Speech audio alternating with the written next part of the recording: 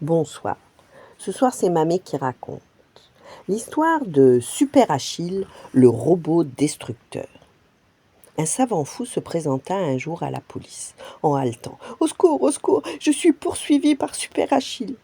Les policiers, très étonnés, demandèrent au savant.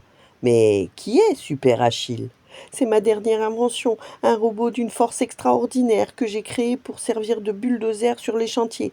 Mais hélas, j'en ai perdu le contrôle.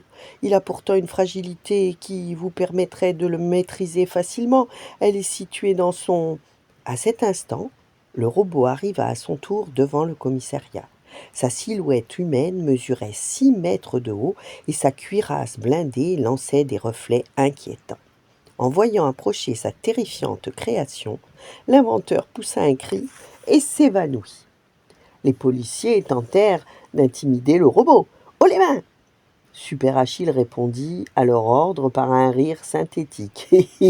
Et se mit en marche à travers la ville pour exécuter son programme destructeur. Alerté d'urgence, le président de la République lança contre le robot un régiment de chars d'assaut.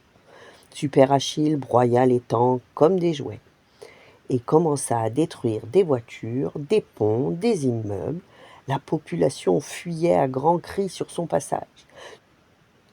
Super Achille parvint ainsi devant la maison où vivaient Mathieu, François et leurs parents.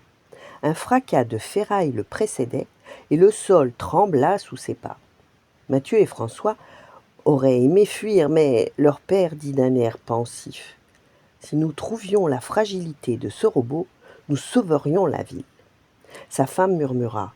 Achille était un grand héros d'autrefois. Ses ennemis ne pouvaient espérer le vaincre qu'en l'atteignant au talon.